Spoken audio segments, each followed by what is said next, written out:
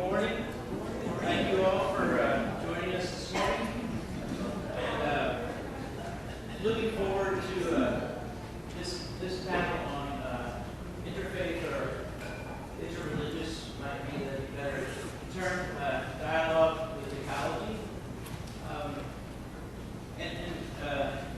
Just the folks that are on the panel, they'll do a much fuller introduction themselves, but just so those of you who know who's here, Jessica Schimmer serves as spiritual leader, yearly rabbi for the Little Minion Kehillah here in the Columbus, Ohio area. And Jessica and I are also, along with Kelsey and a couple of the folks, Sarah Ward, and Greg Heitzusen are on the board of the Ohio IPL here. Jessica is a really good, strong, active board member. I'm the one who tries to remember meetings. But I appreciate the ability to work with her in that work. Susan Ritchie is a minister of the North Unitarian Universalist Congregation here in Midwest Symposium, Ohio, which is just south of here, about 6 miles, 6 miles, where she's, and also has been on faculty, previous seminaries. She's a fully affiliated faculty with us, where she is directing the Unitarian House of Studies. We call it that? Yes, good. And part of what has just been an incredible gift to this school are the students that Susan is recruiting for us to be in conversation with, and deeply enriching our classes, and with engaged, good, thinking, wonderful people. And I'm very appreciative of that. Like Mary. Mary doesn't like to introduce that. Right here, just let you know, Mary is really embarrassed if you introduce her publicly, so let's not do that. Hi, Mary.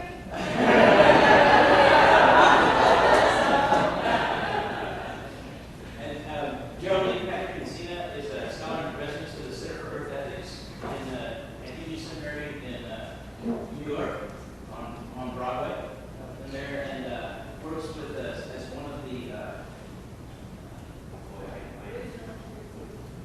original caretakers program there for CEE. And we'll have a little bit more at lunch from some folks from the Center for Earth Ethics.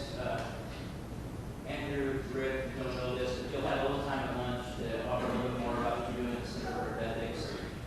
It's a group that a lot of folks in this room ought to be aware of the good work that they're doing out there. Nazek Apasha is joining us at the end. If you don't have anything about her in your program, she'll do a fuller introduction. Nazek is at the Newark Islamic Cultural Center, where she works in a variety of youth programs, but also does a little side from her agent here, Jessica, has assured me. Nazek also deeply involved with the conversation in Islam around ecology and how those things, how the questions around ecology are engaging her understanding of faith as well as the understanding of her communities. Happy to have her here. And Ken Kitatani, and Ken will be doing kind of the role that Greg had yesterday around moderation of this. And Ken is executive director of Forum 21 Institute, Research Association catalyzing positive integrated solutions and actions for human and environmental uplift. Read that. Also does some work around a variety with the Center for Earth Ethics, has some engagement around some policy issues working with the UN. And those of y'all who know me and y'all here might be beginning to suspect this. For me, credentials are wonderful. It's connection that matters. And I think how we connect and kind of work with each other and think about these things together and those questions. And Ken and I met at a conference in Rome and Assisi. It's a hard summer. And part of what I really appreciated was the conversation we had began with deep honesty. And approached me with deep honesty in such a way where within a few moments I'm thinking, okay, we got to be friends. We have to get to know each other. And part of what's happened over the last day, on through today,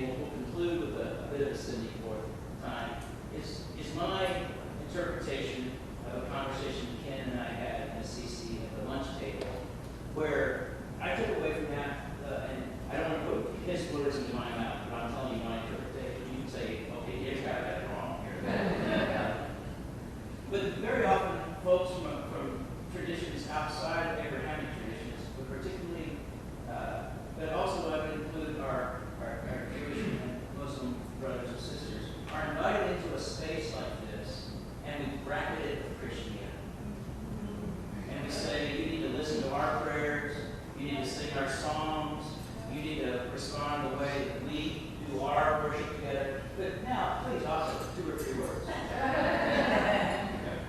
And so, this is also part of my own reticence around some of the ways we put a veneer of piety on our work from a Christian tradition, and then I think other folks can speak for their traditions as to how we do that. So we haven't had opening with prayer, doing this with prayer. We will have sending forth blessing at the end from a variety of traditions and voices. But that's part of it. That's just one of the ways that Ken and I were, that Ken chose to approach me with deep honesty rather than trying to make sure I felt good about myself in that space. But he helped me feel a little better because he trusted me in those times. Turn it over to you. Are we feeling good about this? All right.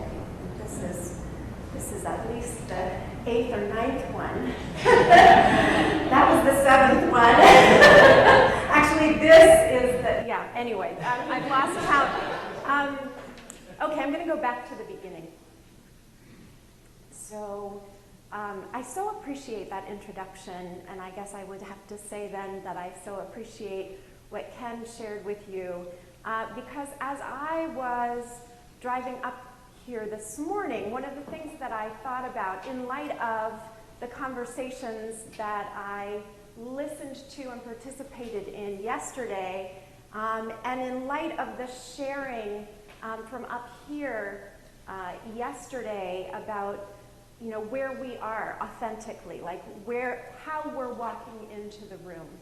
And one of the things that I thought I needed to say up front was, I just this week, on Yom Rishon, on the first day of this week, October 15th on the Gregorian calendar, was my 52nd birthday. That's not a solicitation of well wishes, although that's all good. Prayer is good. And as I enter this year, one of the things that I am realizing is that there's so much integration that's going on in my life of my early years. And so in the sharing that I was thinking about was that I grew up down the road a piece. My parents moved here in 1971 when nobody in the central Ohio area knew what a bagel was. And truly, there were no bagels here. And my parents both were New Yorkers, and they were very excited to move to Columbus, Ohio, because they had had enough of the East Coast, the fast pace of life. I apologize to my friends who are here from New York. And they were really excited to come here. And then my mom slept on the sofa for the first 3 weeks, waiting for somebody to burn a cross in her front yard, because they moved to not the Jewish side of Columbus. At the time, that was the east side of Columbus. But they moved to an area that felt more like them. But they didn't realize also that it was a very, we called it WASPy, white, Anglo-Saxon Protestant community, Upper Arlington.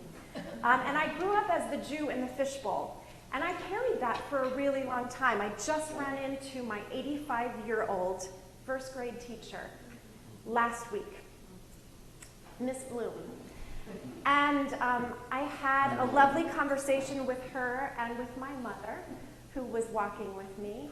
And then my mother went into the store, and Miss Bloom shared with me something that she's been carrying since I was in first grade, and that was a long time ago.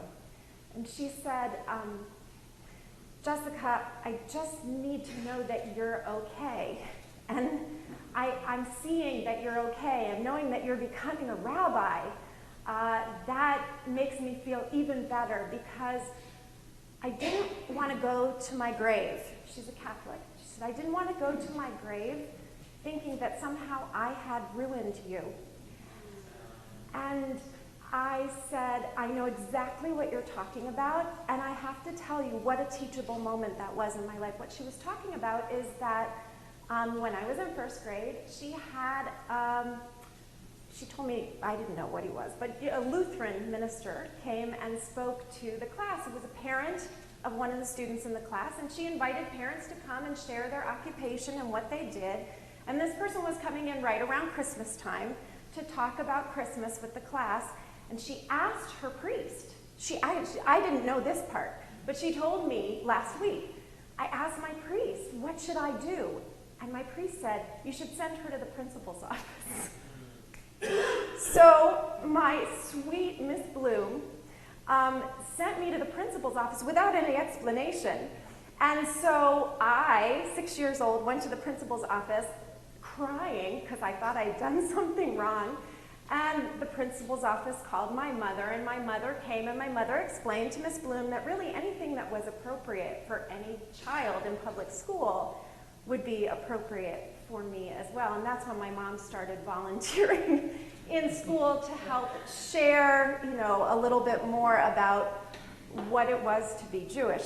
But I carry with me a lot of experience of being the other. And I know in following my friend Nazek's Facebook feed lately that it's very painful to hear how people are otherized, and I don't look different.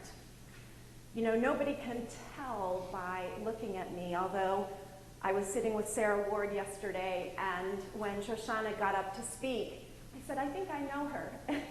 And then she said, I'm from Brooklyn. I said, oh, I know her because she's one of my tribe. And Sarah kind of looked at me like, but truly, okay, this is a very long, 5 minutes. I haven't even gotten to this. Okay, so anyway, I appreciated the introduction so much that I'm running on at the mouth. My Rebbe, Reb Zalman Schechter Shalomi of blessed memory, talked about deep ecumenism. And for me, that is what these opportunities are about. A non-triumphalist approach to what it is within our traditions that we can share, that we can even partake in one of the other without losing the sense of who we are. So let me go back to my show and tell. So I was thinking about this in terms of a number of things. First of all, my little kihila. Kihila means community in Hebrew. And we started 12 years ago. And when I talk about that congregation, that community, that kihila, I say to people, I have more people in my congregation who would be able to buy into the statement, the earth is our home, we must treat her with care, we must buy locally, we must live sustainably, than people who would buy in to the statement, there is a God. And for somebody who feels very comfortable with God, but didn't spend all of my life feeling comfortable with that three-letter word, I find that leading people from the fringes of Judaism back to this wisdom tradition that I love and that has called me to be a rabbi, it is very important for me to make that distinction because Judaism is a very ancient civilization. And most of what I learned in rabbinical school and most of what is practiced is a rabbinic Judaism, which means it's very similar to Christianity. And it was actually Christianity that kind of pushed Judaism to become a religion. You know, Tim, you were saying religion versus faith. Religion, I talk about wisdom traditions. I think we all come from different wisdom traditions that have very similar roots. And so that sense that Judaism has this entire prehistory to that part that is contemporaneous with Judaism, that grew into the people of the book, us being called the people of the book. And I always say to people, long before we were a people of the book, we were a people of the land. And so what I notice I have, is anybody else Jewish other than my friend who's wearing the kippah, who's identified himself that way? So we have just come through a phenomenal, some people would say a gauntlet, but I would say a phenomenal experience of holiday after holiday after holiday. And I brought a little bit from those most recent holidays, the shofar, the ram's horn, that we blow during the Yamim Noraim, the days of awe. This and this, which smells fabulous, which I'll pass around, which we'll pass around, which we use in the sukkah, in the booths that we create for Sukkot. When I unpacked my bag, I saw that I also had bisamim, that I also had spices from Havdalah. So I think it's very easy to be a people that is connected to the land when we have all of these things that remind us of what our place is within the universe. I was going to share some prayer, but I won't do that. I guess what I want to close with saying is that also the cyclical nature of time, Jewishly. So I brought a misaviv, a calendar of the cycle of time, the cyclical nature of the week, and the tying of the hagim, of the holidays, to the seasons. Also keeps us very much, even though it's not related to seasons in North America, it's related to seasons, the Eretz Yisrael, it still very much keeps that connection going. And I will close, and I am excited to talk with anyone who would like to talk at any point.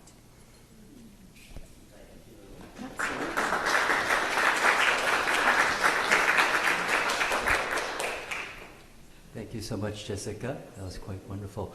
Now I'd like to introduce Geraldine.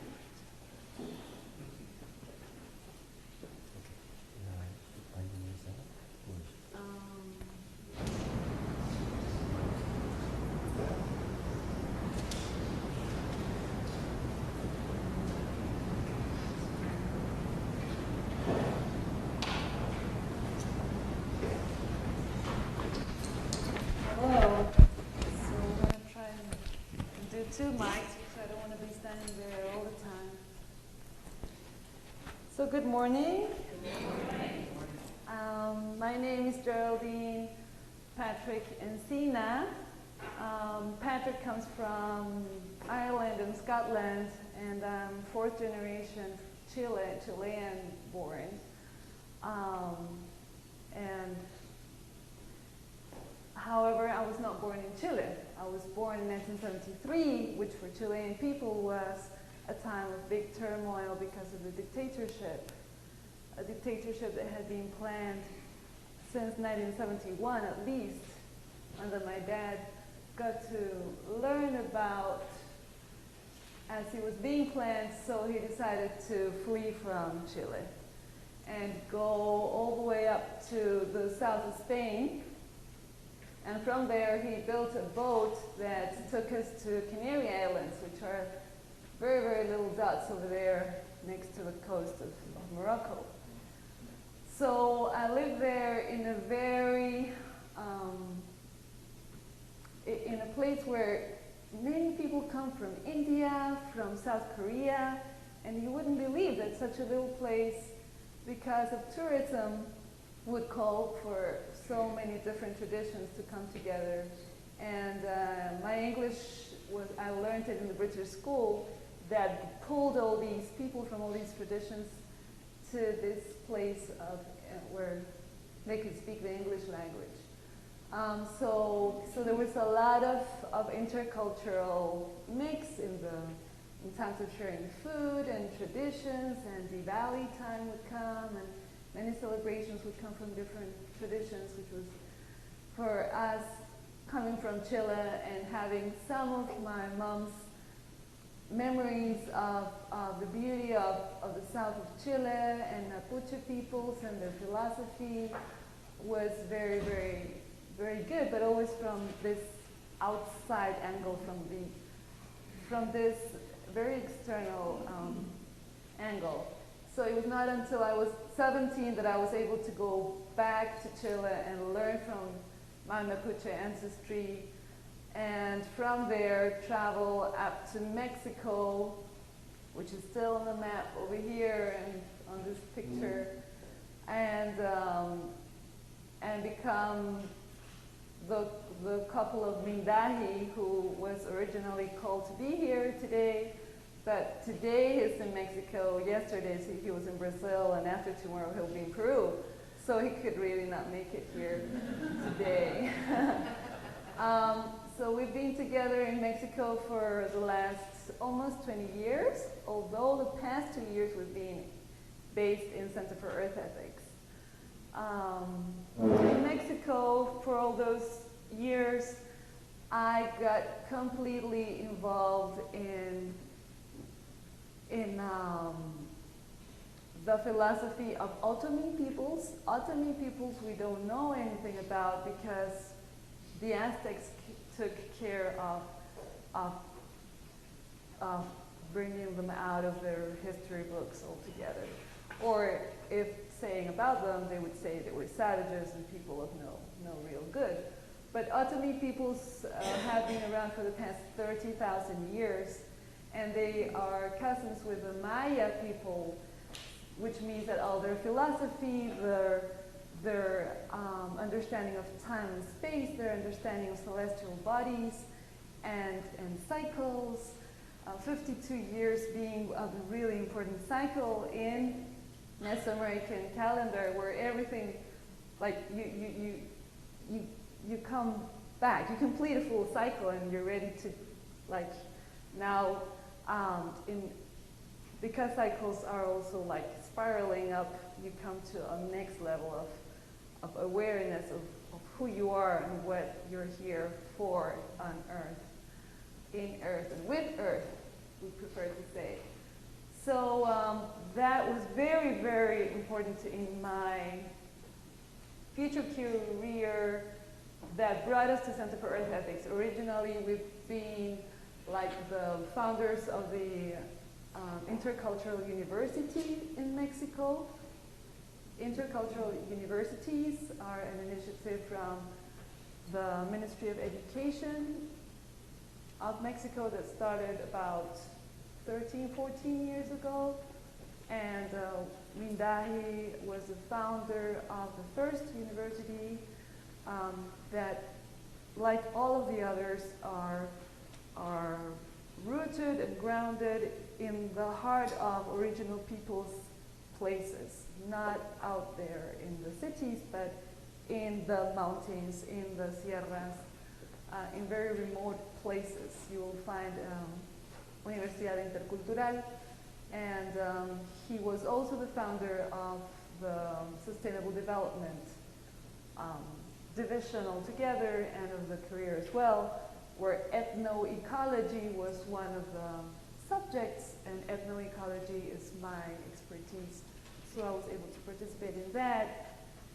And then move on to another university in Mexico that has about 40, 50 years of work, where I was able to practice what is called cross-discipline studies, which is very difficult. We were carrying out an experiment for 3 years and did not succeed. I was asked to move out because my peers were not able to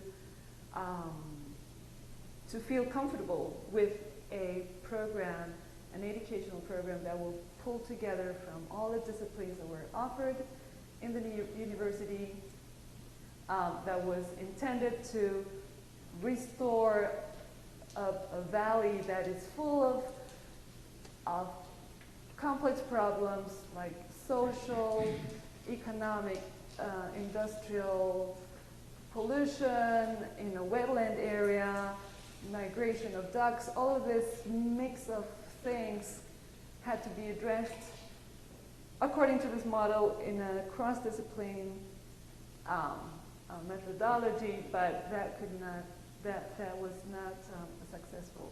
So from there, we decided that we should move ahead, and Karina Gore had just begun the Center for Earth Ethics. And we were very fortunate with Mindahi, who's spiritual, traditional, young, he's the one on the left, Otomi person who has had to relearn his traditions and go and visit so many of his current mentors and practice ceremony and ritual for the past 30 years almost, since very young age. We've also had in our team Lila June, who's over here, she's Dine, and Poppy, who is from partly Narragansett tradition, partly the Caribbean, and who lives upstate New York, and is all about medicinal plants. And Theocracy has been also a very important presence in the Center for Earth Ethics. And I want to share with you some of the things that, some of the our philosophical framework as original caretakers. So we have a goal that we have defined for ourselves, which is to have enriched the philosophy and practice of transformative change communities. Today we're all about transformative change, yeah? And we have the 2030 goals, and we think that we can, we have started a very rich conversation within communities, constituencies, and even agencies, including those of the UN, that we want to enrich further about their philosophy and practice for transformative change. We believe that Mother Earth has her own laws, and they are expressed in these cycles, for instance. So we really want to reintroduce those original laws of Mother Earth, as well as original principles and instructions that have been kept by indigenous peoples, which is a voice that has been very, very suppressed. And why now? Because these are prophetic times. So we have a premise that all that is born from Earth is indigenous to Earth. So peoples born from a land are indigenous to the land. And like our mother is sacred, Earth is sacred. Land is a holy place, and like animals and plants who live with Earth, we must also live with Earth and not from Earth. We are here to take care, not to take over.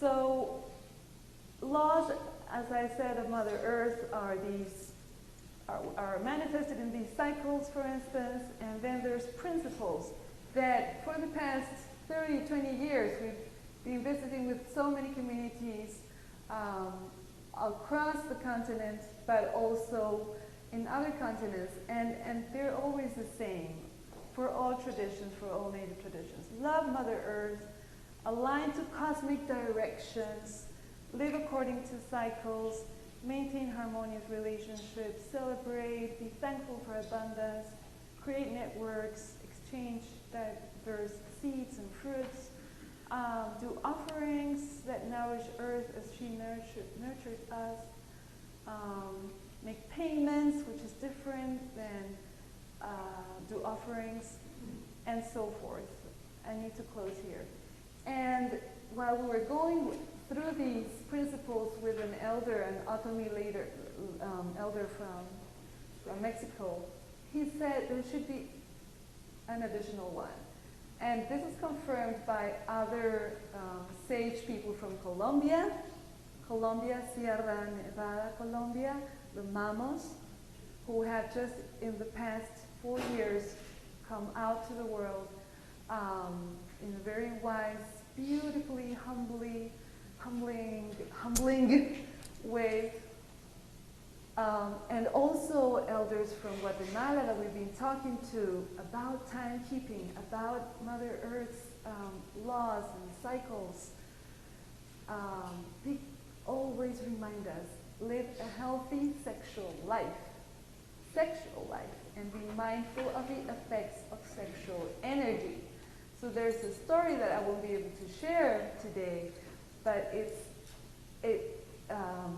depicts how for Native people who know about sexual energy and how it can affect us positively and negatively in our community altogether, it's incredible how this story goes, so that they recovered from a really big tension for water. And they had to be in abstinence for 40 days, then do all sorts of payments, and then another abstinence of 40 days, and only then water was recovered for them, for both communities that had been in tension and fighting over water. So with that, I'll close, and thank you very much.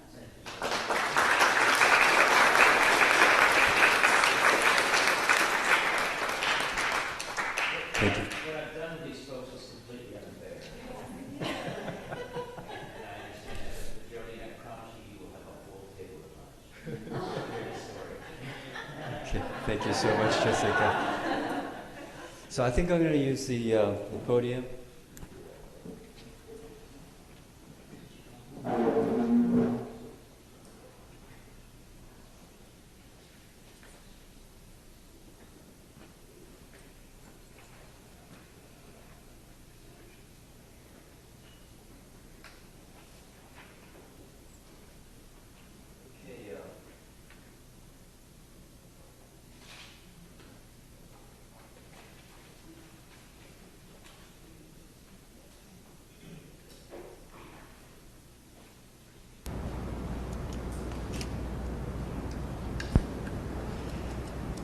So anyway, my name is Ken. Good morning. It's great to be here. I remember the conversation that I had with Ken. And we were talking about the evolution of spirituality as people or organizations go through different stages. And I'm going to do it this so that you're not distracted. And basically, I was explaining to people about how in my experience I noticed that there are basically 4 stages of evolution. One, it begins with fundamentalism, where it's my way or the highway. And as people then grow spiritually, then they enter the phase of interfaith or interreligious consciousness. And that is, as he explained, people get together, they share their stuff, they say, hey, this is great, why don't we collaborate? And then when they leave the room, their conclusion is, you know what, my way is still the best way. And as people evolve, then they reach a level of interreligious or interspirituality, which is a realization that all paths come from the same source. We're just different expressions of the same thing. But people who are at that level of interspirituality, although they respect all other paths with great reverence, they still have strong attachment to their way, which is okay. There's nothing wrong with that. And then as people continue to grow, ultimately speaking, then they reach a level of true spirituality, which is consciousness. And this is something that a lot of the indigenous traditions teach. When we believe in the afterlife and consciousness continues. And so we teach that when we die and leave our physical body, go to the spiritual world, there are no religions. Right? You're not going to find a mosque, you're not going to find a temple, a Christian, whatever. And in the same way, when people are born, we usually say the father comes running out of the hospital and say, it's a boy, it's a girl. They don't come out saying, it's a Buddhist, it's a Shinto. So these are labels that we've created. So that's a conversation that I had with Tim, so thank you for reminding me. So today I'm going to talk very briefly about the indigenous spirituality of Japan. And so this is something that you won't learn in school, certainly in the West, because they don't teach us. And even in Japan, it's very, very sporadic. It's not that detailed, because not that much study has been done concerning especially the indigenous spirituality of Japan, although now people are beginning to study that more in Japan. So just very, very briefly, to understand the indigenous spirituality of Japan, you have to understand the history. So the indigenous spirituality of Japan, basically, it's traditionally called Kannagara, Kamunagara, or Kannagara, and it came from the Jomon culture, which began approximately 14,500 BC and ended around 300 BC. And by the way, the word Jomon is a Japanese word, but was coined by an American, Edward Morse, who was a historian studying Japanese history and archaeology in Japan in the 1870s. So that was given to us by a Westerner. Very interesting. And so this is an interesting diagram. This shows how the lifestyle of the Jomon people was, again, it's an indigenous culture, and it was not hierarchical. It was very holonic. It was flat. And there was a shamanic leader. So he or she was not put up on a pedestal, but was respected, and when people needed guidance, they would consult. But basically, it was a kind of a flat, horizontal society. This changed in 300 BC when the Jomon culture pretty much ended. Why? Because we were colonized by Korea. And this was the beginning of the Yayoi culture. And agriculture was introduced, especially rice harvesting. And this also was the beginning of institutional Shinto. Okay. And so this is when hierarchy was introduced to society, and metal weapons and warfare. So of course conflict did exist, as in all societies in the indigenous culture, but warfare really did not exist until the introduction of this type of society. So what's interesting here is that then there was a divergence or separation between the indigenous Shinto, which we now call ancient Shinto, and the conventional institutional Shinto, which is just the regular Shinto. And so if you go to Japan now, that's called state Shinto. There are 80,000 different shrines all over the world. And there are elements that are related, of course, to the ancient Shinto, but it's become this huge organization. So the indigenous spirituality, which is called ancient Shinto, receded into the background and has been carried out in different individual families from generation to generation. And that has always retained a very, very shamanic tradition. It's very shamanic. So here we have. And so, for example, part of the work that I do, I'm the director of the Forum 21 Institute. That is the outreach or advocacy arm of this ancient Shinto movement that I also am a priest of. And so it also works with the secular aspect. So I'll talk about that next, but I just wanted to mention about some of the work that we do with the Center for Earth Ethics. I'm on the advisory board of the Center for Earth Ethics, and so this is why a lot of the work that I do with the Center for Earth Ethics is with the original caretakers, especially the Sacred Sites program. So why? Because in the ancient Shinto cosmology is very, very similar, if not exactly the same as some of the indigenous traditions. For example, the Otomi, Toltec, the Hopis, etc. So part of this belief is that in ancient times there was this global spiritual civilization which then disappeared, but there was this huge spiritual network that was vibrant, kind of like a nervous system, and that has been damaged in many ways, mostly due to human activity, such as extraction. And so this is directly affecting the balance of this planet Earth, so we need to repair that. So we have that in our tradition. And so Mindahi, together with other elders, are leading the Sacred Sites project. So we work together with them in bringing the Kogi elders and the Otomi elders to different places in bringing out the recovery and reparation of the spiritual network. So that's one program that we are involved in. Now, if you look at the history of ancient Shinto, this indigenous spirituality, pretty much disappeared, but there was a revival of this between the 1850s and the 1950s. So this is very similar to the appearance of St. Francis, who appeared as an individual, as a great mystic to reform the Catholic Church. So in this way, there was a series of mystics appeared in Japan who they were rooted in ancient Shinto, but they brought a message about the Reformation that the world needs to go through. Let me skip ahead. So the organization that I represent is called Tsukyo Mahikari, and this is an organization that was founded in 1959. It came at the tail end of this appearance of these mystics between 1850 and 1950. The thing that I want to mention is the vision that all of these mystics brought was to help create a peaceful, just, and sustainable world based on spiritual values. And essentially, this is a diagram that shows the progression that the world has gone through. So if you see this period here, this section here, the red period refers to the creation of humankind, all of nature, and how we lived in a very spiritually oriented world. And then we entered a period of great materialism. Okay. And so Geraldine talked about the original instructions.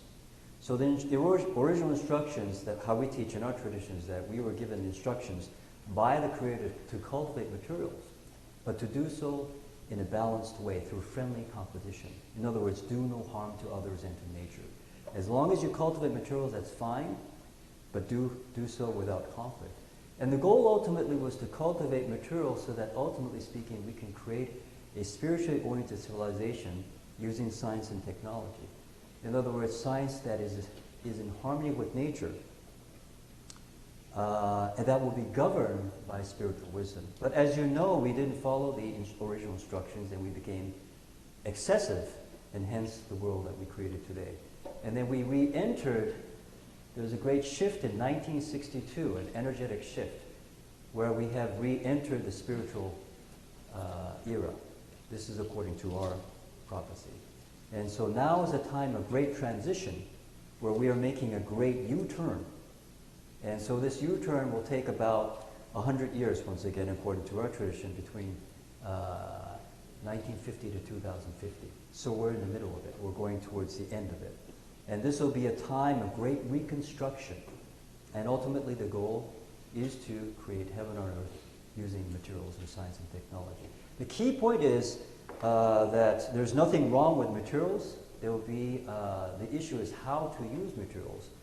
So the goal, the transition that we're going through is a transition of spiritually reorienting all of the different sectors of society, whether it's politics, economics, science, education, etc. They're now based on material-centered principles, and now is the time to spiritually reorient these principles. And so we will continue the evolution of science and technology, but all of these things will be governed by spiritual wisdom. So this is why our goal is to work together with all traditions, all faith-based and value-based traditions. Especially we do that through our organization, but also through the Forum 2021 Institute, working with like-minded organizations and like-hearted organizations in creating this, helping to realize this vision for the future. Thank you very much.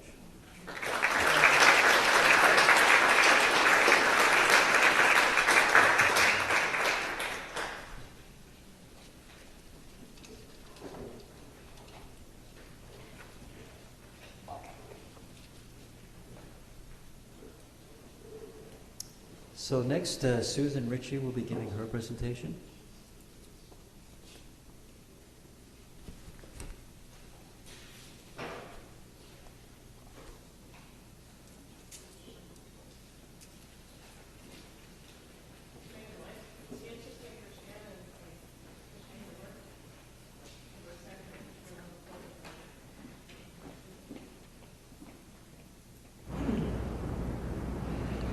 So what I want to do is very briefly outline for you three theologies and their associated theologians that Unitarian Universalists have found very helpful in terms of doing our work for ecological justice.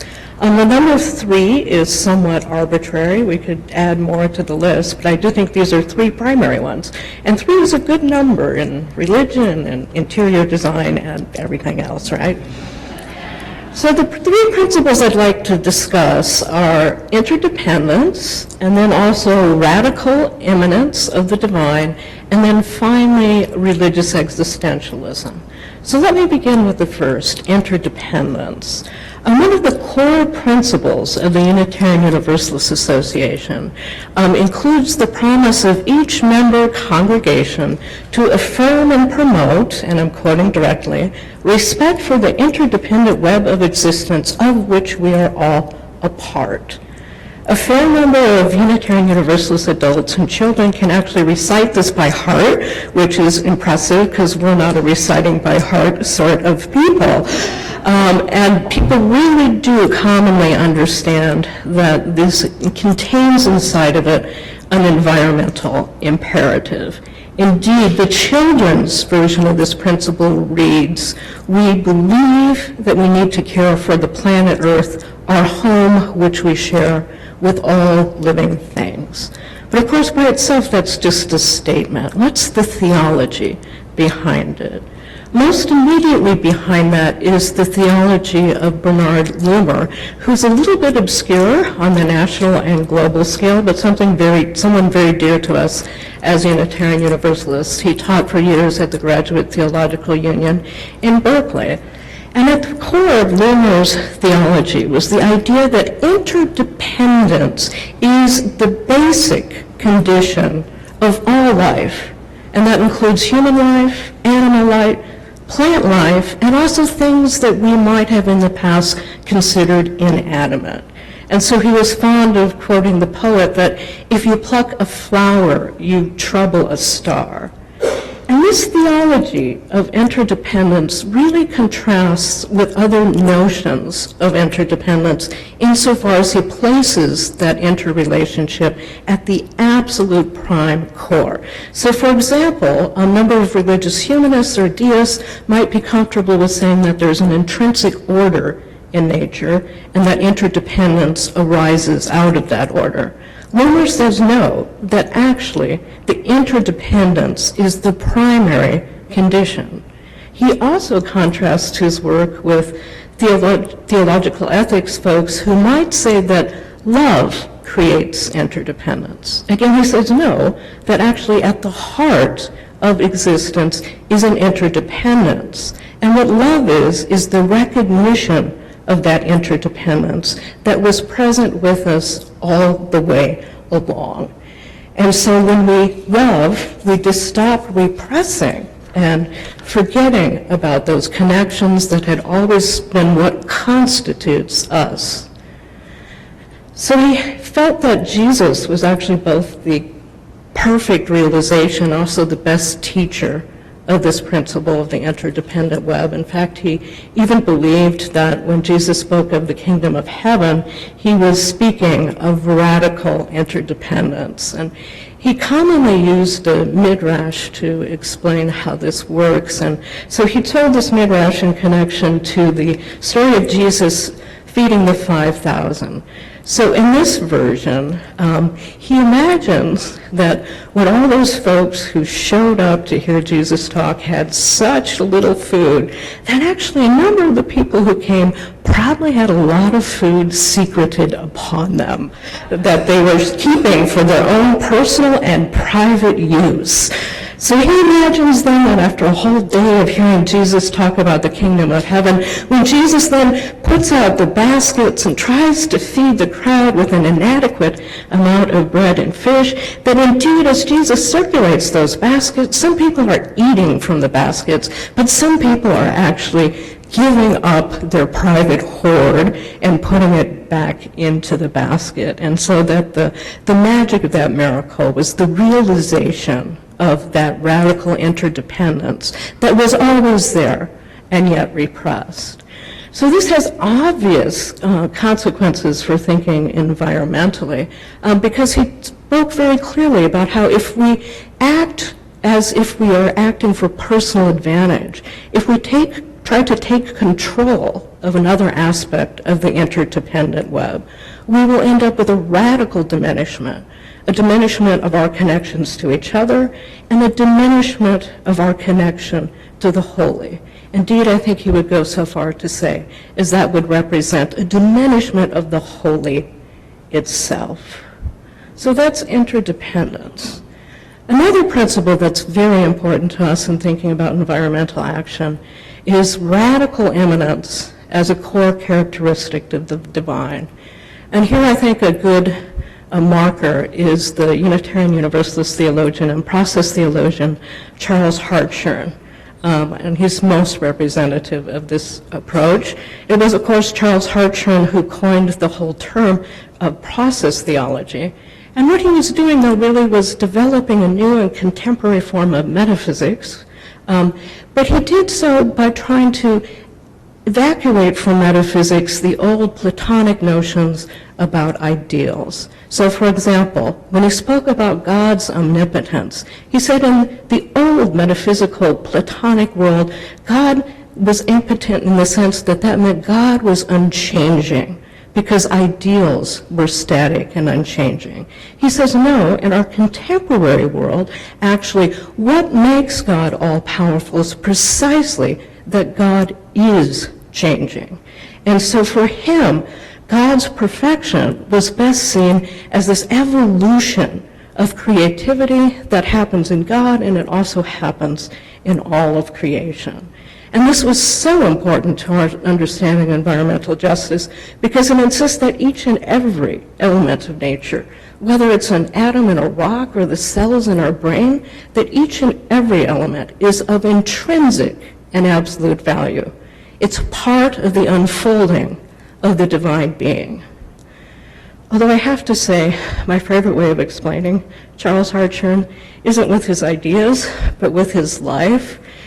He was a famous amateur bird watcher.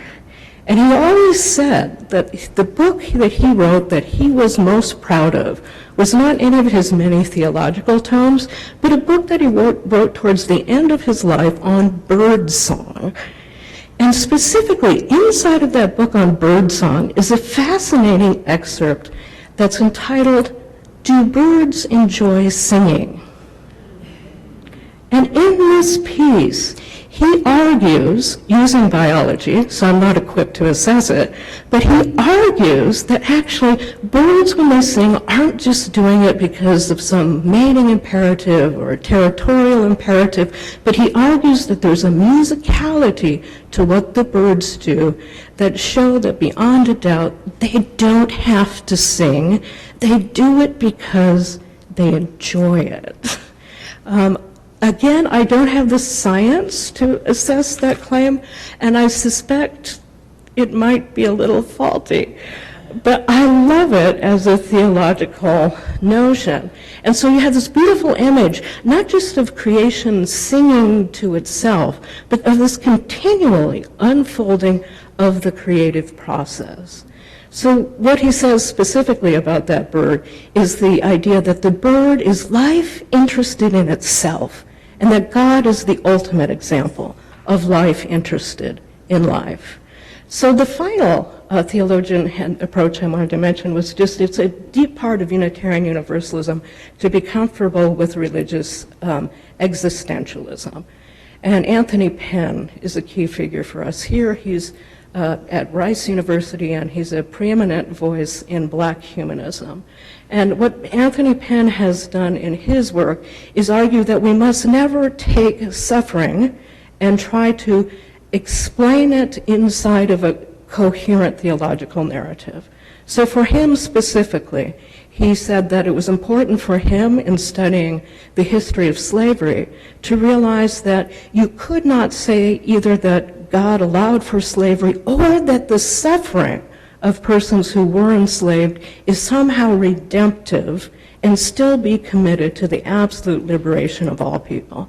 So in other words, he used the same kind of premise that the Unitarian Universalist minister William Jones did in his book, Is God a White Racist? So how that's relevant for the environmental situation is that piece of our heritage has taught us that it is not okay to do anything but take the suffering and destruction of nature as a prime existential fact and not trying to attempt to use that as some data point that merely preserves the coherence of our most abstract theological ideas. That instead we must be willing to look that in the face and, if necessary, see those theological ideas crumble just a little bit. Okay, so I've got probably just 30 seconds, so I'll just say one quick thing that we were asked to address is whether or not an environmental sensibility is a good basis for interreligious work on environmental change. And I'll just say I have to channel Bernard Loomer there and say, I don't think we actually have to agree. I don't think we actually have to have the same sensibility. I think it's just a matter of recognizing relationships that already exist across difference. We've gotten really bad at relationships across difference. Insert here your favorite personal commentary about our current world. Thank you.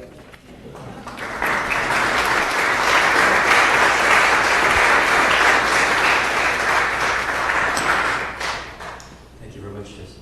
Oh, sorry, Susan. I'd like to introduce the Nazet.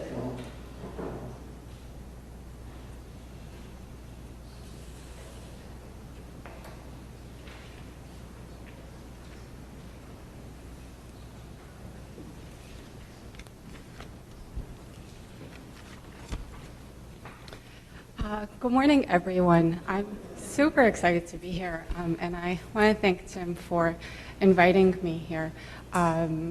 And I will start by saying that I am currently a full-time graduate student, and I'm a mom of 2 children, which leads me to my next fact as to why my name is not on the brochure, because I easily miss emails and I'm completely overwhelmed. So I apologize. I apologize for anybody who's wondering, why isn't this woman's name in the email? It's completely my fault in the brochure. So I'll say a few words about myself and how I got started in the work of ecology and faith. I am a member of the Noor Islamic Cultural Center.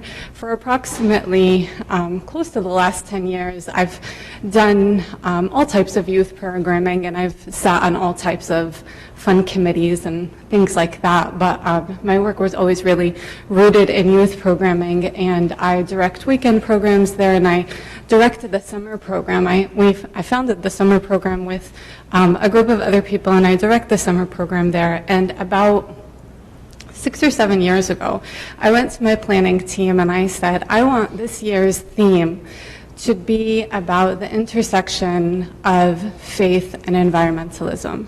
And they were like, huh? And it was not an easy win, but I made my case. I won them over to my side, and we had a fabulous summer. Their faith in me was renewed, and that was the beginning of a journey that I never really had planned or foreseen. And my interest, which kind of spurred me towards inserting this work into, inserting this theme into the work that I do with children, led me down a whole bunch of other avenues in making this a topic of discussion in our congregation, as well as kind of doing types of interreligious dialogue on the issue of faith and ecology. So I'll start by saying this. I came into religious understanding in faith at the beginning of my adulthood, at sometime in my undergraduate years, a very long time ago, and I feel for that reason really fortunate, because I did not necessarily grow up with this tradition, and I feel an ownership of the things that I have taken upon myself to research and to learn and to really struggle to understand. And I'm very thankful for those things. And in reflecting on the crisis that we find ourselves in today, and on the issue of climate justice and the environmental issues that we face as a society and as a world really right now on a world scale, I think that there is a tipping point at some point in history, and some will say it's around the time of the Industrial Revolution, in which people, and particularly people in the West, because we are fortunate to kind of have gained from it, is that around the time of the Industrial Revolution, people became obsessed with things and convenience. And that has caused us to be reckless and wasteful. And I think leading from that, our obsession with things and convenience has led us not only to seek our physical sustenance from things, but it also has led us to seek our spiritual and our emotional sustenance from things. And this is really like the actions that have led to a suffering planet. Because our emotional and our spiritual sustenance naturally should come from God or from whatever divine path that you follow and that you seek. And so I think that this understanding, for me at least, helps us understand the root of the problem. The Quran states, God in the Quran states that corruption has spread in the land and the earth from people's actions.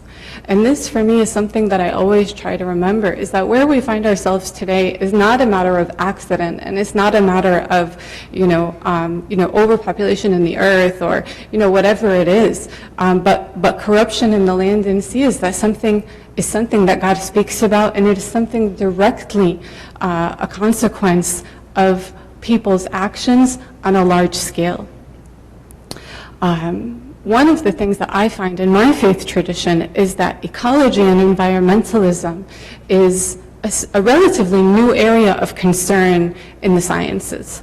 But in our faith tradition, it teaches the importance of caring for the planet and for all creation since we have had these faith traditions. And I know that this is not only in my faith tradition, which stems from the Abrahamic traditions, but this is, in obviously all of the faith traditions that we speak about. And so for those of us who reflect upon faith and see those connections, what this brings us to when we review those aspects of divine and prophetic guidance, we're reminded that never does God guide without purpose, and that not living in the way of God has repercussions for us as individuals and as a society. We believe that God has ordained a system in which creation are of service to one another. And there's a balance by which creation is maintained, with each of God's creation performing an ordained role. And so when we kind of come from this aspect, we say that the use of resources is our right as individuals, but there is no inherent ownership. There is no absolute sense of ownership of anything on the earth, because we believe that all things come from God and all things are blessings from God. And so while the right of these resources, the use of these resources is our right, we cannot forsake the rights of others in using those resources. And so for that, precautions must be taken to make sure that the rights of others are met while we are also seeking our own sustenance. So we have the responsibility, as we are the caretakers of the earth. We believe in our tradition, as the other Abrahamic faiths do, that Adam was the first person that God created upon the earth, and that he was the first prophet of God. And the Quran says about the prophet Adam that he has made him a steward of the earth, and that all the progeny of Adam are stewards of the earth. And as stewards of the earth, we have a responsibility to really be caretakers of the earth and to share in the sustenance of the earth. There is a very clear connection between faith and the environment.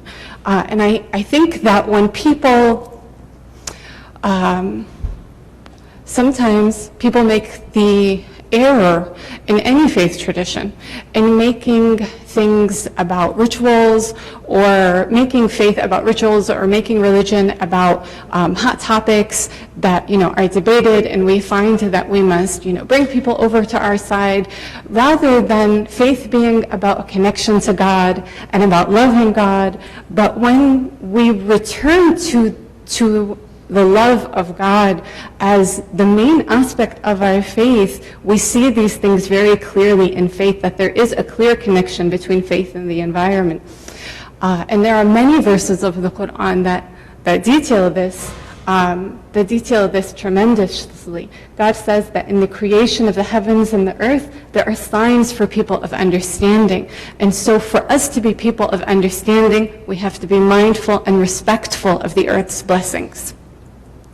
The concepts of balance and due measure are prevalent themes in the Quran, as they are related to justice in the environment. And justice itself is a central concept in the Quran. And so injustice against the environment is an issue of things not being in balance anymore due to our own actions, because God has created all things in balance and in due measure. And this is also something that is clear in our tradition.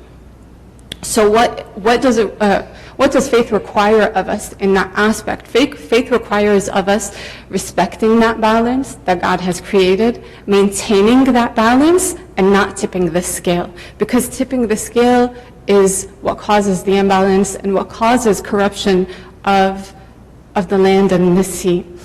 As it relates to justice, again, justice is a central concept of the Quran, and the Quran demands that justice be met for all creation of God. And it is an inherent right of all creation. As each creation has a right upon us, we must give it its due. And justice is a trust that must be rendered. So practically, what does that mean?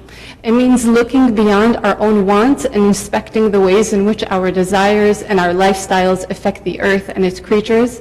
And it means that plants and animals and people are affected by the water quality and the food insecurity, that we have to look how our actions affect all of these things, even though we might not ourselves see repercussions behind our actions. We particularly in the West, I think are people of advantage and people of advantage and people of privilege. We have a responsibility to realize that our actions, we live in such an interconnected world, that our actions have a huge repercussion, not just only in our neighborhoods and our societies, but in the greater world around us. And that living a just life means that there cannot be any exploitation of the land and the sea and of all the people and the creatures that live inside of it. So I will end there, and I thank Tim for his time.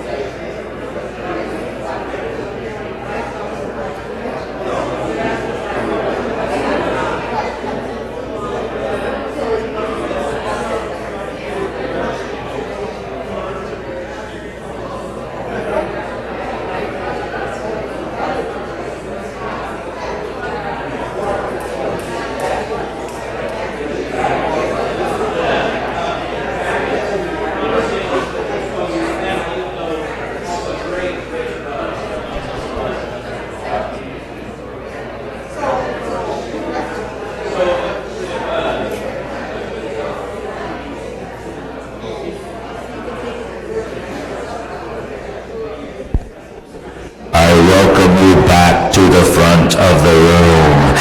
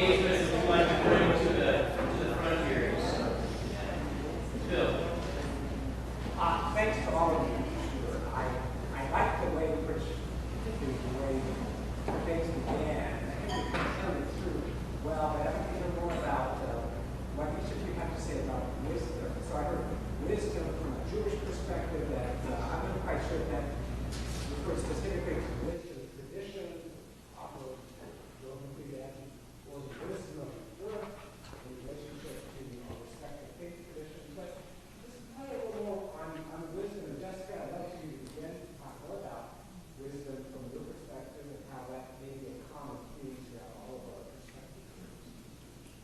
So when I used the term, thanks for clarifying that, because I actually just had a conversation with somebody last week about the wisdom literature. And so when I used the term wisdom tradition, it's actually a term that I learned from my Rebbe, from Reb Zalman Schachter Shalomi, of blessed memory. He talked about that a lot in his deep ecumenism work that he did with others.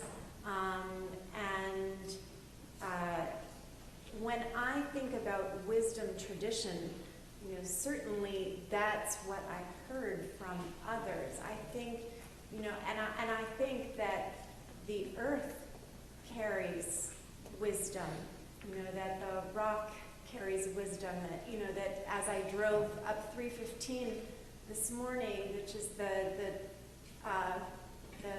way that I came up north from Columbus, I got to a point and I was really afraid. I guess I have California consciousness. I was really afraid that I was seeing a fire as I was getting toward Worthington.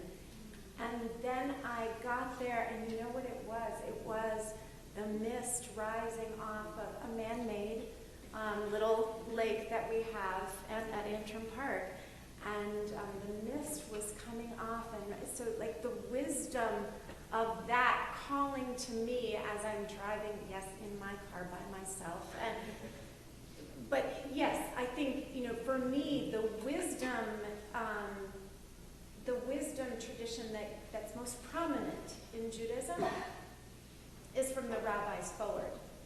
And it was really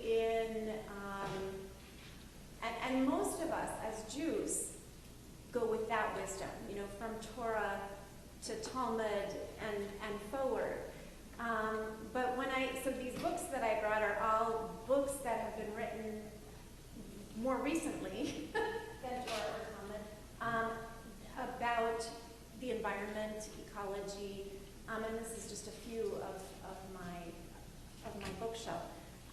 And I think that what we were talking about this just now as a panel, we're tapping back into a much more ancient wisdom that is primal and resident, that has been tapped into in the One River, Many Wells idea that this is what is coming up, what is surfacing for all of us, is that ancient wisdom. So I'll let others speak to that. Yeah, well, Mendahi's been also reflecting about this. So he's been saying how we've, as a civilization, achieved knowledge in a way that is expressed in this kind of technology that we're here trying to still figure out. But in so many ways, knowledge has been presented to us as people in the civilized world in ways that for indigenous peoples is not wise. I mean, there is no wisdom in the knowledge, the science, the technology that is being presented to us. Is pulling us away from an opportunity to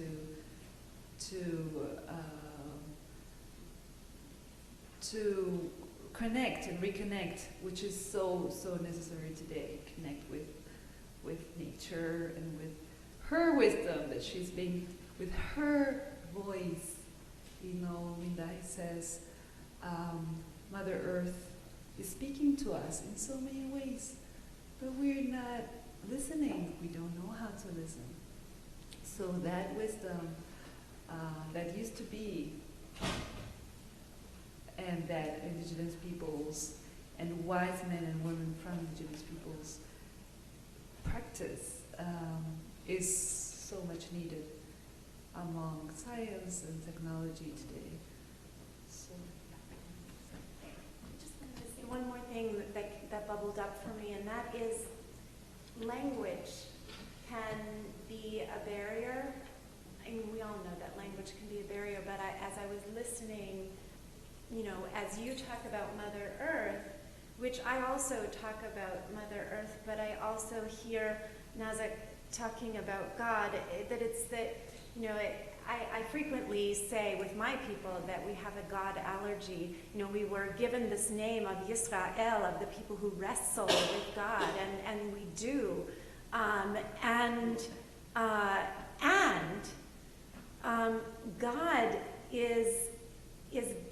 has a name that is ineffable and pronounceable, specifically because there are many ways in which we call this thing. And I think when we have these interspiritual, I hope right now maybe we're having an interspiritual conversation, maybe not.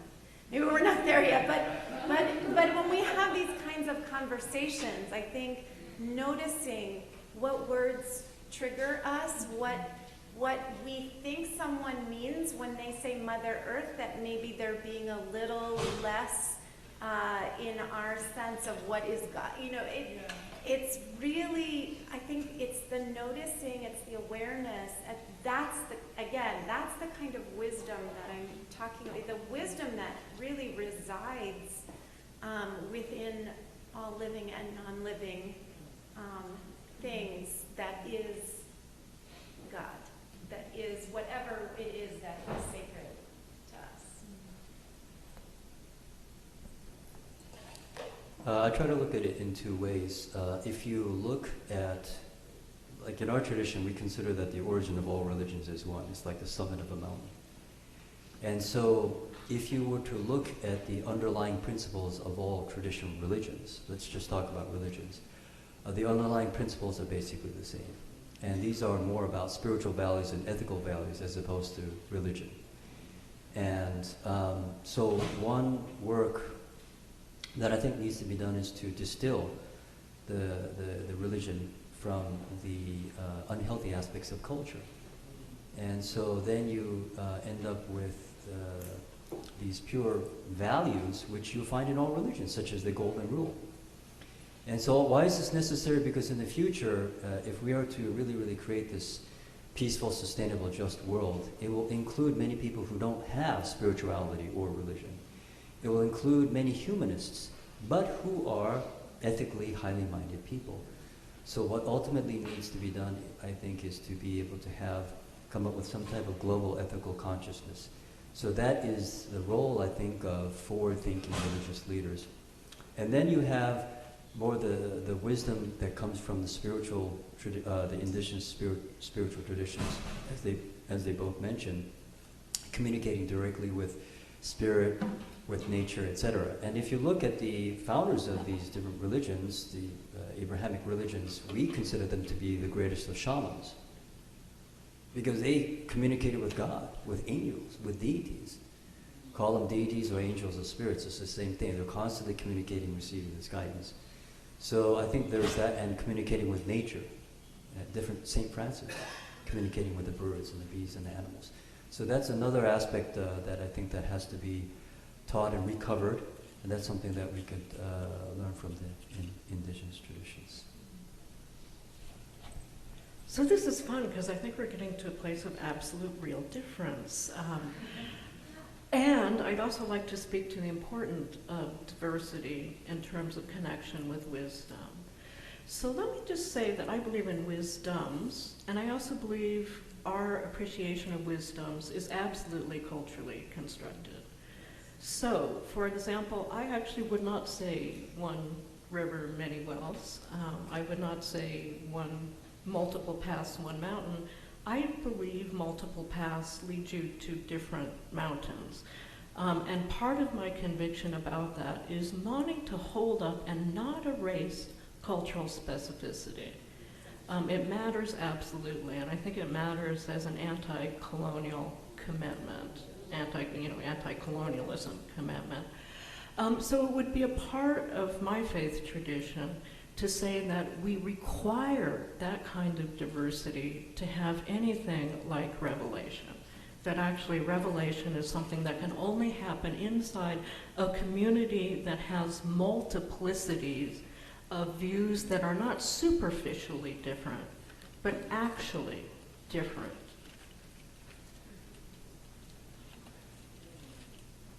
Thank you. I think that when I hear the word wisdom, I think of age. That connection automatically links for me, and I want to return to, I think what Jessica said, that the earth has wisdom. And what an apt connection there, because what's older than the earth, right? Like, that age and wisdom fits in really well there. And I want to share a belief from my faith tradition, which is that all of the creation of God worships their creator in their own way. And taken alone, I think that that doesn't mean very much to too many people. But when you realize, as a person of faith, which you may often see yourself in the minority, and that feels like a very lonely place, is that when you realize that all of the creation of God is moving in the same direction, there is an energy there. And that when you, as the only creation of God, human beings, defy God and his commandments and move against that energy, you are apt to collide with that energy. And this is when corruption occurs in the land and sea in the context of ecology and environmentalism.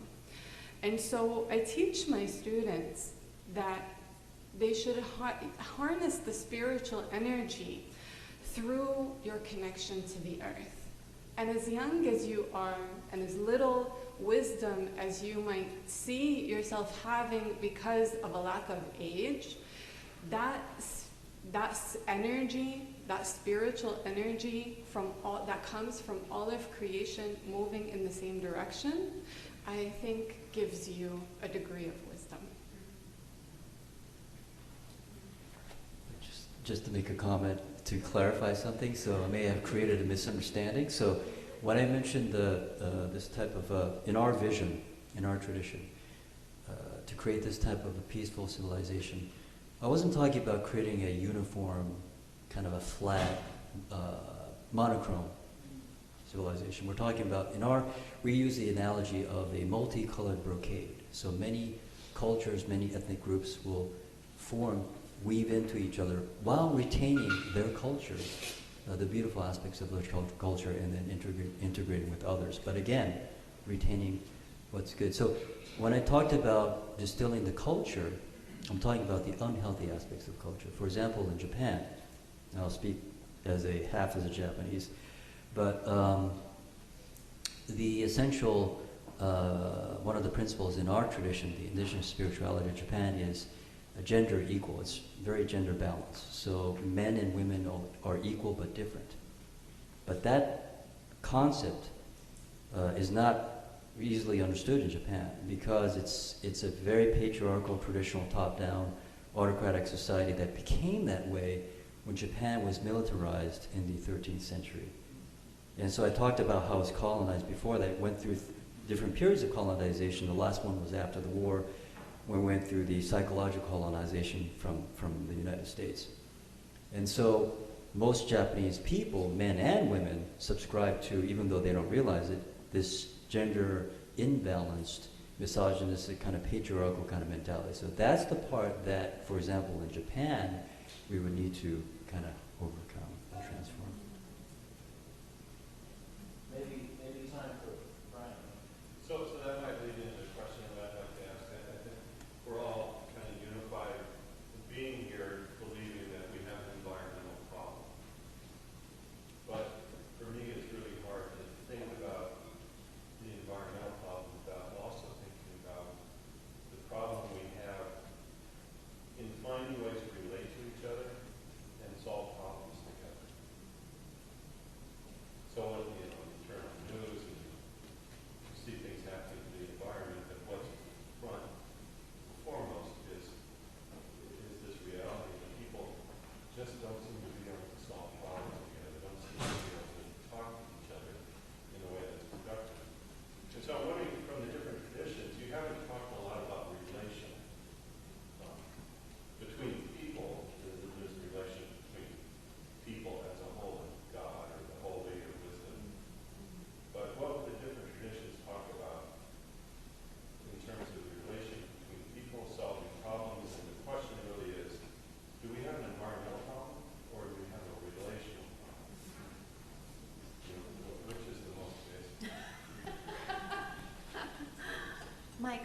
here seems to think I'm chatty.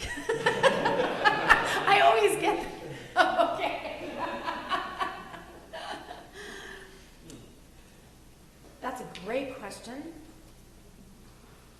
And right off the top of my head, I would say that one of my favorite quotes within Judaism comes from Talmud, which is about finding yourself a friend and studying.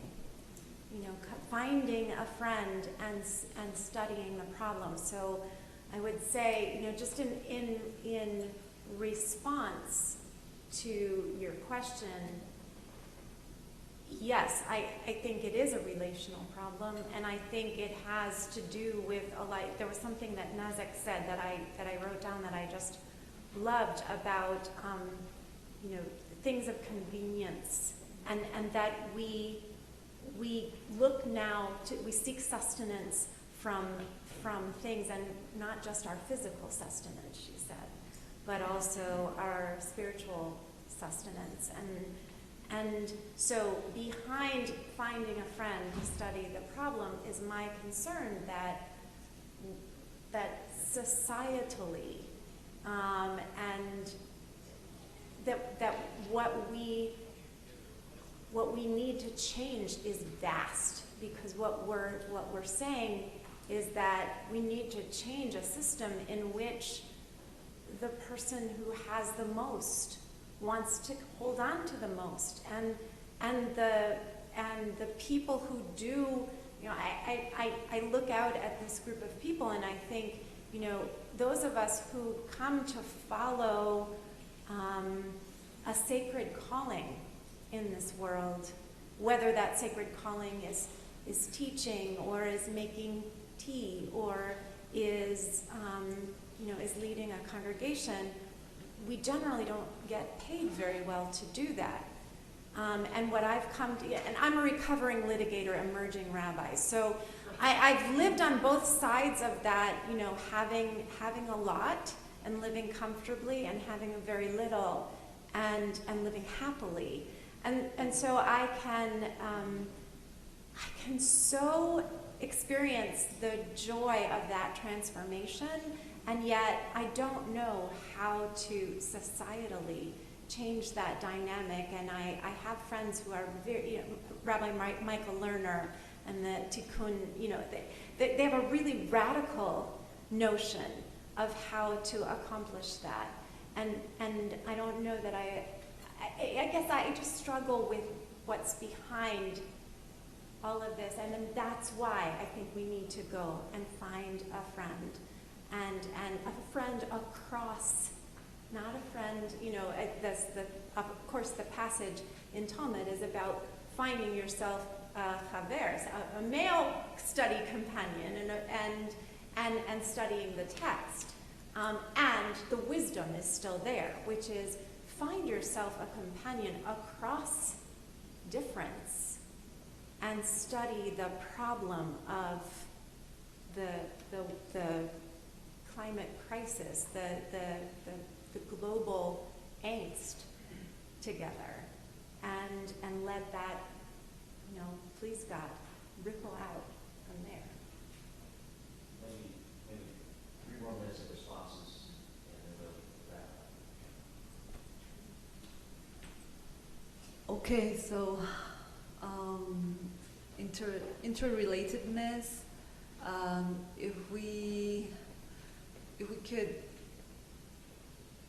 could study for ourselves and our family how our interconnectedness has changed through the last generations, what we do connect with day by day, daily, we would see that the interconnectedness has changed from a natural interconnectedness to a quite an artificial interconnectedness.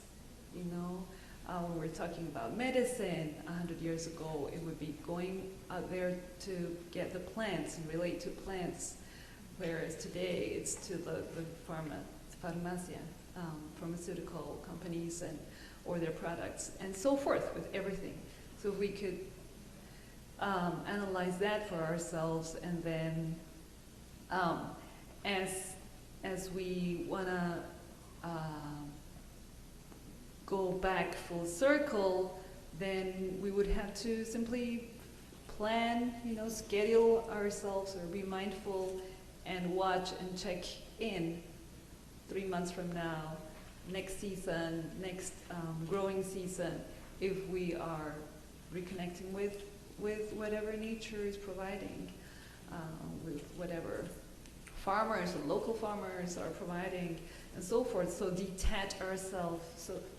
So by doing that, detaching ourselves from all these dependencies that we have, that we think that we cannot live with, but then after we're liberated from those, we feel so happy. I think it's both a relation problem, and also the way we look at it is the interpersonal relationship, where how much harmony and how much conflict will determine how severe the climate change will be. Climate change is happening, it can't be reversed, so the question is it going to be a soft landing, hard landing, or crash landing? And that the difference will there be determined by how much we can get along with each other. I think harmony and a lack of conflict is a skill that can be taught, needs to be learned and taught and practiced, so as individuals and in all the communities. And there are many great people doing this work in society, so we really, really need to study all these methods and to really, really put it into practice in our different communities. And for those people who want to achieve harmony, they could, if there's that desire, that can be done. And then, of course, there are people who don't want to harmonize. So there are methods of working with that, and I'll just end with this, but usually it's very interesting if you go to any community, your relatives, your church, your work, whatever, there's always, once in a while, a difficult person who comes along and just causes problems and does not want to change. Well, we notice that if 70% of that community, the people of that community, are able to give up their negative attitude and judgment towards that person, usually then that tips the scale, and that person who's a difficult person will either go away in several ways. They can either go away or they will change. Go away meaning they can quit, they will leave, or sometimes they pass away. I've seen that too, and sometimes, or they can get quite ill. I'm not saying that's the best thing, but these things do happen. But usually, or the person can go through a transformation, they completely change. So I think there are many of these things that we need to study, and we're being asked by the universe to do it. So I think we probably have less than 30 seconds left, but okay. So my real quick version was to say that it's absolutely relational, because we cannot separate climate change from the history of colonialism, imperialism, and racism. They're intricately connected. I would, even in this instance, not necessarily use the intersectionality is the best way to speak about that. It's more than intersectional. They are part and parcel of the same impulses and the same paradigms. To say just a little bit about a Unitarian Universalist approach to what that kind of diversity would look like. It's my own academic specialty to study Unitarian history, especially in relationship to Judaism and Islam.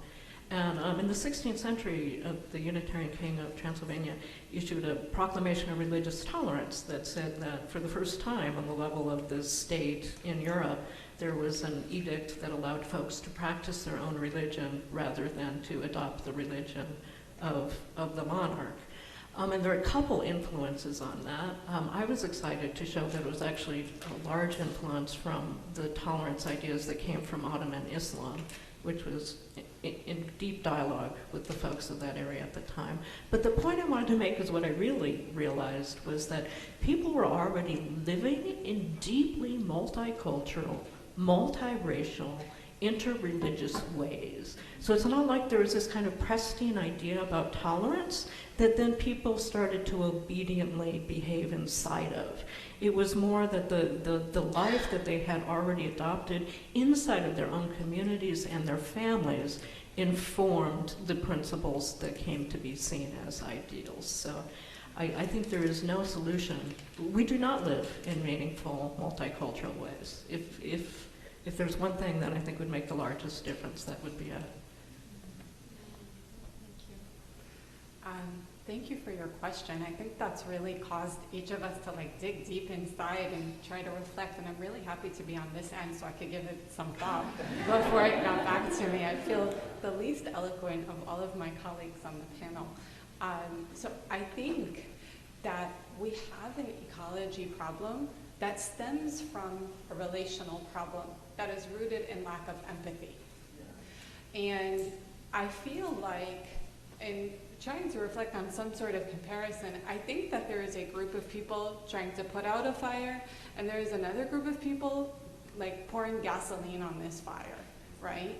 And so, I'm going to toot our own horn here and say, I think that, as this group of people who are trying to put out the fire, we're reaching across lines. We're trying to step outside of our, comfortable space and reach across lines and say, how can we work together? Where is our shared understanding where we can solve these problems? But in terms of addressing these problems with the people who are pouring gasoline on the fire, whether it be people of our own tradition, of our own faith, or our own race, our own culture, or across those lines, I don't know how to teach those things other than through very personal one-on-one experiences with people. And I think that it requires gatherings like this. It requires people to step outside of their their comfort space, and to relate to people so that you can grow some sort of sense of empathy within you.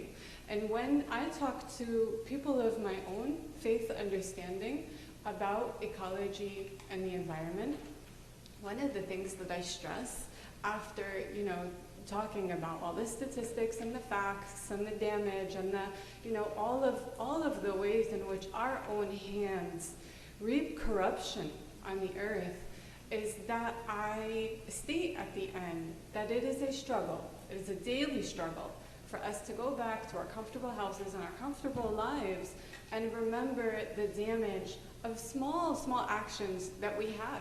What is the damage of, the pack of water bottles that I bought today? What is the damage of, the bag of potato chips that I'm eating today?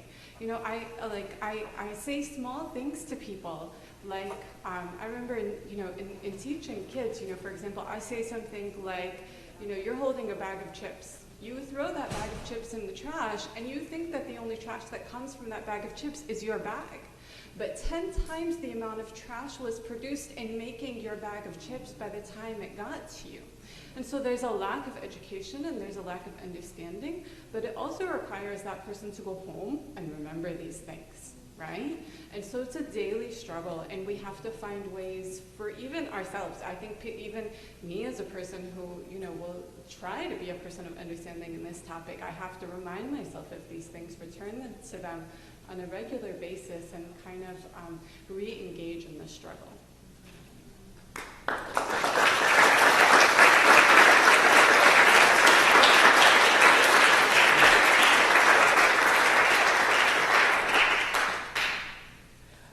Thank you all so much. That was really rich. Dean, President's not here, colleagues in Ohio, Indiana, Michigan. I think the last 24 plus hours have set forward a path for maybe future discussions and movement in some directions around how do we do this kind of interreligious conversation, how do we engage ecological questions through this.